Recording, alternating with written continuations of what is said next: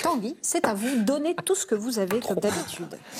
Eh bien, cette semaine, François Fillon a voté pour lui, chose qui l'a plongé, on le voit, dans une joie indescriptible. Quelqu'un qui tire cette tranche avec un rideau, on dirait Belphégor ou Martine Aubry si elle s'était mise à la burqa. Fillon est le seul fan de Thatcher à se saper comme Mao Tse-tung. On pensait que ce genre de fringue disparaîtrait avec Jack Lang en 2052. Là, on va en reprendre pour 5 ans. Christina Cordula est sous Prozac.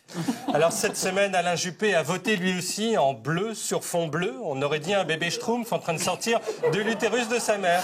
Puis vers 18h, il a regardé ses espoirs d'être élu s'envoler. À 19h, il a commencé à boire pour oublier. Donc à ce moment-là, il était à 4,2 g. Il a dit salut NKM et n'a même pas réussi à viser la main de Fillon. Il s'agit du contact humain le moins ferme de l'histoire, à égalité avec la fois où Rocco Siffredi s'est touché le bas-ventre après une journée entière de tournage. Cette semaine, Juppé a donc regagné la pension des Cannelés-Rassis à Bordeaux, où Ghislaine, 78 ans, lui a fait un collier en cailloux. Demain, il a atelier macramé. Ce week-end, karaoké spécial Franck Michael. Fini les massages exécutés par des femmes à lunettes un peu hautes. Fini les nanas en transe qui rêvent de pécho péju. Il n'a même pas eu le temps d'attraper une EMST. Quel gâchis! Alors cette semaine, François Hollande est allé à Madagascar où il a rencontré le président Eri Rajaonarimanpianina. Le temps qu'il arrive à dire son nom, il était temps de partir. Et là, on voit que les Malgaches ne sont pas comme nous, c'est qu'ils sont fans de lui. Là-bas, Hollande, c'est Justin Bieber avec le corps de René Coty. Pour éviter le viol collectif, regardez, il a fallu l'enfermer dans un aquarium. Il a la vie de Nemo le poisson clown, l'animal qu'il définit le mieux. Et il a fini avec des dames bourrées qui jouaient avec les bouteilles, d'anciennes fans de Juppé en pleine descente. Alors Hollande n'est pas allé seul se dorer la couenne. Il a emmené Patrick Kanner, ministre de la Ville, qui a inauguré un boulodrome, tandis qu'une autochtone le protégeait du soleil, comme au temps des colonies. Alors Kanner l'a dit, le boulodrome, c'est un lieu d'insertion des jeunes. À Madagascar, on s'insère par les boules. Je pense que c'est Jean-Marie Bigard qui coordonne la politique de la ville. Vous laissez Patrick Bosso là-bas, en 4 parties de boules, il devient Premier ministre. Alors cette semaine, joli moment. Au Noël des politiques abandonnés, le chien Kiki a accepté d'adopter Nicolas Dupont-Aignan, dont personne ne voulait plus depuis des années. Dupont-Aignan a vite trouvé sa place sur le tapis, près de la cheminée. Bravo Kiki. Et il ne reste plus que Ramayad et Benoît Hamon à placer. Cette semaine, Emmanuel Cos, ministre du Logement, a bâti un mur. Logique, si elle avait été à l'agriculture, elle aurait traîné une chèvre. Puis elle a enfilé le vieux plaid de Kiki et a fini par visiter une maison rénovée où elle a vécu une métaphore de son avenir politique puisqu'elle a emprunté une voie de garage.